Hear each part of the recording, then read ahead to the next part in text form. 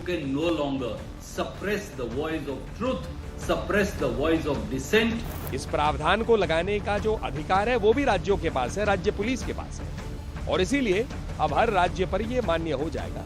लोगों के मानव अधिकारों का हनन इस कानून के तहत ना हो, ऐसा ही सुप्रीम कोर्ट ने सुनिश्चित किया है। जो इतिहास है उसके बारे में झगड़ते रहते, लेकिन आगे की जो पीढ़ी है, आगे की जो जनरेशन, उसके बारे में कोई नहीं झगड़ रहा, कोई नहीं बात कर रहा। It gives a fair play and a chance to the center to revisit the law completely on a clean slate. देशद्रोह के मामले को ऐसे बना दिया गया था कि सरकार की आलोचना, देश की आलोचना के समकक्ष खड़ी कर दी गई। सेडिशन जैसी धाराओं का होना मैं साफ तौर पे मानता हूँ कॉलोनियल मेंटालिटी को रिफ्लेक्ट करता है। We respect the court, we respect the independence of the court, but there are things which is called Lakshman Rekha.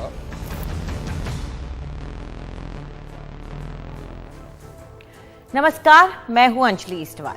हमारे इस कार्यक्रम क्या आप जानते हैं में आपका स्वागत है।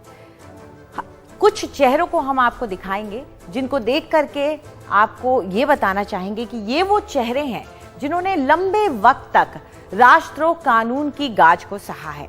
ये वो चेहरे हैं जो कुछ वक्त से इस कानून के खिलाफ लड़ते आ रहे हैं, लेकिन अब जैसा कि आप जानते हैं इस राष्ट्रद्रोह कानून पर सुप्रीम कोर्ट ने ब्रेक लगा दिया है। तो इसी पर आज हम चर्चा करने वाले हैं क्या कि ब्रिटिश कानून पर सुप्रीम कोर्ट ने आखिर ब्रेक क्यों लगाया है, कैसे भारत की आजादी की लड़ाई के दौरान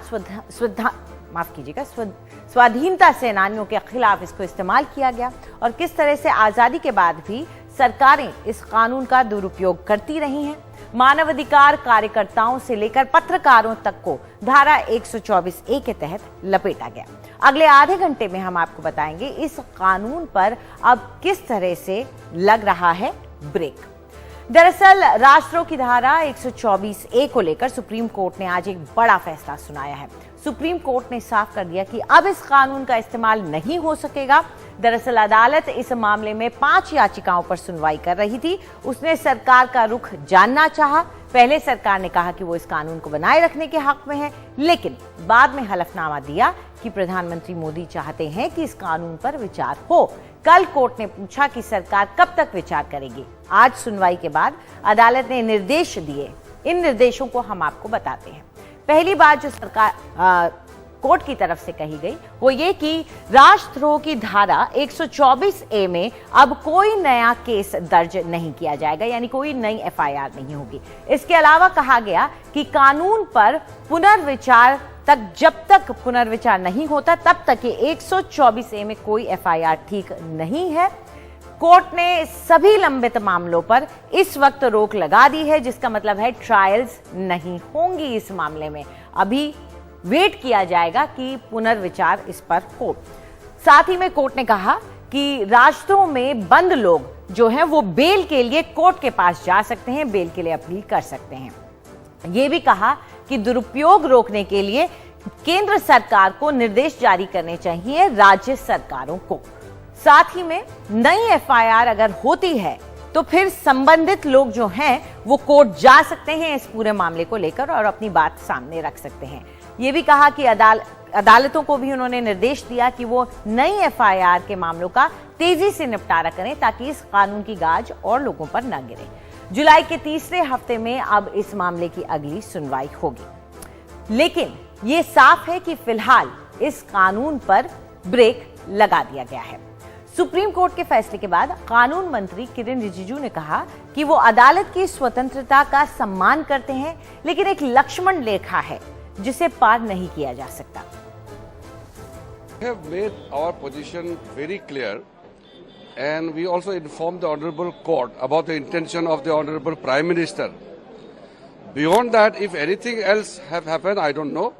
But one thing I must say is that we respect the court, we respect the independence of the court, but there are things which is called Lakshman Rekha. All the organs of the state must respect each other and also to practice our respect in letter and spirit. Whatever we say, whatever we do, we have to ensure that we respect the provisions of the Constitution of India as well as all the existing laws. तो दिलचस्प ये है कि supreme court का निर्देश आने के फौरन बाद इसका असर भी दिखने लगा है। राजस्थान हाई कोर्ट ने एक निजी चैनल के पत्रकार अमन चोपड़ा को राहत दी है। अमन चोपड़ा के वकील ने हाई कोर्ट में जाकर सुप्रीम कोर्ट के इस आदेश के बारे में जानकारी दी और राजस्थान हाई कोर्ट ने इस आदेश के बारे में जानने के बाद पुलिस से कहा कि वो धारा 124A के तहत कार्रवाई न करे। जब तक केंद्र सरकार इस मामले में पुनर्विचार नहीं कर लेती है तब तक ये मामला टाल दिया जाए। अमन चोपड़ा पर अप्रैल में ही राजद्रोह का एक केस बन गया था। ये राजस्थान सरकार की तरफ से, राजस्थान की पुलिस की तरफ से दायर किया गया था। ये केस एक उनके कार्यक्रम की वजह से किया गया था जिस पर सौहार्द बिगाड़ने का आरोप लगाया गया था। अब आगे बढ़ने से पहले हम ये समझने की कोशिश करते हैं कि आखिर ये कानून है क्या। तो सबसे पहले बताते हैं कि कानून बनाया किसने। दरअसल लॉर्ड थॉमस बैबिंगटन मैक्यूले थे। उन्होंने इस कानून का प्रारूप बनाया था और उसको शुरुआती दौर में इंडियन पीनल कोड जो बनाया गया था उससे बाहर रखा गया था, लेकिन उसके बाद 1870 में इसको इंडियन पीनल कोड का हिस्सा बना दिया गया, यानी कि दंड संहिता का हिस्सा बना लिया गया। ये जो कानून है दरअसल इसका इस्तेमाल, जैसे कि हम कह ही रहे हैं, ब्रिटिश राज का कानून था, तो इसको स्वाधीनता के सेनानियों के खिलाफ इस्तेमाल किया जा रहा था और उनमें महात्मा गांधी और लोकमान्य तिलक शामिल थे, जिन पर बार बार इस धारा को लगाया गया था। इस कानून में राज्य के खिलाफ असंतोष जताना तक जुर्म माना जाता है। किसी भी तरह से अगर आप असंतोष जताते हैं तो ये जुर्म है। इसके लिए जुर्माने से लेकर उम्र कैद तक की सजा है और आजादी के बाद इस कानून का धड़ल्ले से इस्तेमाल होता रहा, जिसकी वजह से लोगों की चिंता बढ़ती रही और यही वजह है कि यह मामला कोर्ट तक पहुंचा। कानून के दुरुपयोग के लगातार आरोप लगते रहे और अब आखिरकार सुप्रीम कोर्ट के निर्देश आए हैं। जिन पर इस कानून का गलत इस्तेमाल हुआ है उनमें से एक है कार्टूनिस्ट असीम त्रिवेदी, जिनके बनाए कार्टून के लिए उन पर राजद्रोह का मुकदमा लगाया गया, लेकिन बाद में उसे हटा दिया गया। वो बताते हैं कि कैसे कुछ लोग इसी कवायद में रहते हैं कि कैसे इस कानून को किसी भी तरीके से लगाया जाए, गलत या सही, जैसे भी। जाहिर सी बात है कि एक ऐसा कानून था जो कभी अंग्रेजी सरकार द्वारा बनाया इसलिए गया था कि अपोजिशन को कमजोर किया जा सके, किसी भी तरह की जो प्रोटेस्ट की आवाजें हैं उनको दबाया जा सके। जिस कानून का मकसद ही यही है, उसकी भाषा को आप पढ़ेंगे तो आपको दिखाई पड़ता है कि कोई भी अगर डिसअफेक्शन शो करता है सरकार के प्रति या उसको लोगों में उसको इंसाइट करने की कोशिश करता है तो वो गलत है। तो पूरी भाषा ही इसकी ऐसी है जो एक राजशाही कानून जैसी लगती है। मुझे नहीं लगता कि ये भाषा जाती है लोकतंत्र के साथ में। तो इसका खूब सारा मिसयूज हुआ है, कन्विक्शन रेट बहुत कम है और भारत जैसी जगह पे जहाँ पे आपको बहुत राजनीतिक अस्थिरता आमतौर पे नहीं दिखाई पड़ती है, आमतौर पे कूच नहीं हो रहे हैं आए दिन मतलब बहुत सारे सेपरेटिस्ट ग्रुप नहीं है मेजर पार्ट्स में, खासतौर पे देश में। तो ऐसे में अगर सेडिशन खूब इस्तेमाल हो रहा है उन राज्यों में जो सीमा पे भी नहीं आते हैं, तो इसका मतलब है कि उसको मिसयूज ही किया जा रहा है।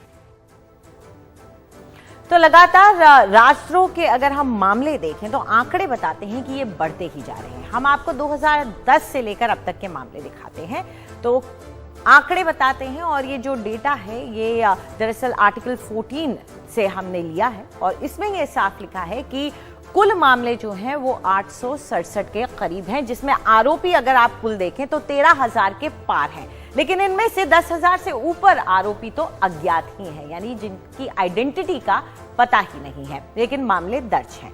वहीं अगर आप सरकारों के हिसाब से देखें कि फलां सरकार और दूसरी सरकार के बीच में कितने मामले हुए, तो मोदी सरकार के आंकड़े हम देखते हैं 2014 से 2020 तक के आंकड़ों पर अगर नजर डालें तो मामले करीब 550 से के करीब उससे ज्यादा हैं।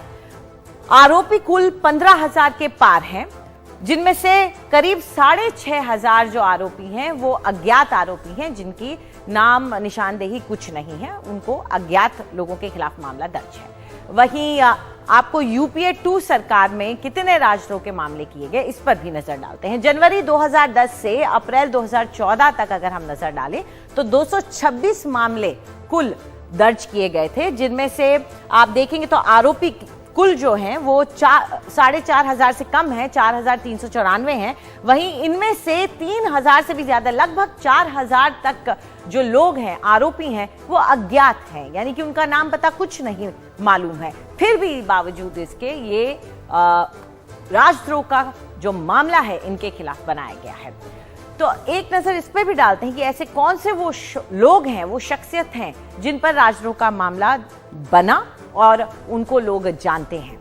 सबसे पहले बात नवनीत राणा की करते हैं। सांसद हैं, इनका मामला काफी सुर्खियों में रहा। इन्होंने हनुमान चालीसा पढ़ने की बात कही थी मुख्यमंत्री महाराष्ट्र के घर के सामने। उन्हीं के पति हैं रवि राणा, जो कि विधायक हैं, उनके खिलाफ भी मामला हुआ। दोनों जेल गए, उनके ऊपर सेडिशन का मामला चला और अभी उनको अदालत से राहत मिली है और वो बाहर हैं। इसके अलावा विनोद दुआ, जो कि एक वरिष्ठ पत्रकार हैं, उनके खिलाफ भी उनके YouTube के एक कार्यक्रम की वजह से, जो कि 2020 में उन्होंने सरकार की जो कोविड की लेकर नीतियां थी या उसको जिस तरीके से वो हैंडल कर रही थी उसके बारे में कुछ बातें कही थी और उसके बाद उनके खिलाफ एक FIR हिमाचल प्रदेश पुलिस ने दर्ज की थी। इसके अलावा सिद्दीकी कप्पन हैं, ये एक पत्रकार हैं, ये केरला के एक पत्रकार हैं। ये उत्तर प्रदेश जा रहे थे जब हाथरस का रेप का मामला सामने आया था 2020 में। उस दौरान उनको उत्तर प्रदेश पुलिस ने अरेस्ट किया और उसके बाद से वो जेल में हैं। वहीं हार्दिक पटेल बड़े नेता हैं, पाटीदार नेता हैं, सब इनको जानते हैं। इनके खिलाफ भी 2015 में अक्टूबर में गुजरात पुलिस ने एक सेडिशन का केस दर्ज किया था, जिसमें उनके ऊपर और कुछ और लोगों के ऊपर यह आरोप लगा था कि उन्होंने अपनी कम्युनिटी के युवाओं को कहा था कि आप सुसाइड न करें, पुलिस वालों को मारे। यह आरोप उन पे लगा था।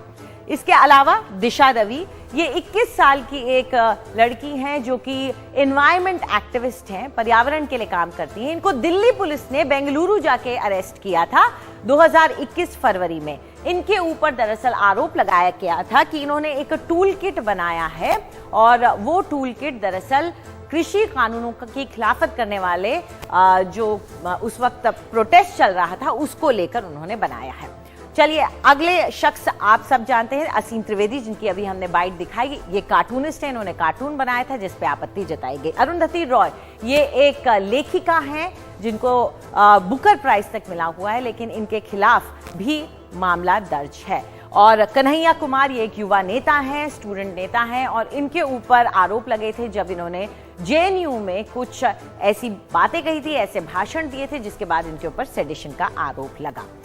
तो ऐसा नहीं है कि सिर्फ नेताओं पर ही सेडिशन का आरोप लगता है, पत्रकारों पर भी लगता है और लगातार 2018 के बाद ये मामले बढ़ते जा रहे हैं। ये हम आपको बताएंगे एक ब्रेक के बाद कि कैसे बढ़ रहे हैं पत्रकारों पर राजद्रोह के मामले।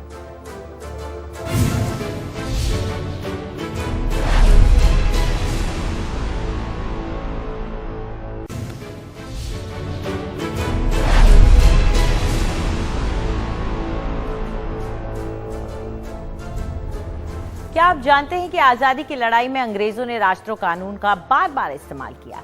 वैसे पहली बार जब इसका इस्तेमाल किया गया तो एक पत्रकार के खिलाफ ही किया गया था। इस कानून का पहला ज्ञात इस्तेमाल 1891 में संपादक जोगेंद्र चंद्र बोस है, उनके खिलाफ किया गया था और ये एक बाल विवाह का मामला था। उसके खिलाफ उन्होंने कुछ आर्टिकल लिखे थे, तब किया गया था। बाल गंगाधर तिलक पर 3 बार इस कानून में मुकदमा चला और पहली बार 1897 में जब केसरी में उन्होंने एक लेख लिखा था तब उनके ऊपर इस धारा के तहत मामला दर्ज हुआ। उन्हें 12 महीने की सजा भी सुनाई गई थी और दूसरी बार 1908 में उन पर इस राजद्रोह की धारा के तहत मुकदमा चलाया गया और इस मुकदमे में मोहम्मद अली जिन्ना ने उनकी पैरवी की थी।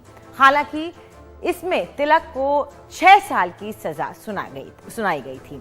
1922 में महात्मा गांधी के ऊपर भी राजद्रोह कानून लगाया गया और उसके तहत उनकी गिरफ्तारी भी हुई और उन्हें भी 6 साल की सजा सुनाई गई, मगर 2 साल बाद उनका स्वास्थ्य ठीक नहीं था, इस वजह से उनको जल्दी छोड़ दिया गया था। इसके अलावा जवाहरलाल नेहरू, अबुल कलाम आजाद और विनायक दामोदर सावरकर, इन सब पर यह केस लगाया गया। महात्मा गांधी ने इसे नागरिकों की स्वतंत्रता कुचलने वाले राजनीतिक कानूनों का राजकुमार बताया था।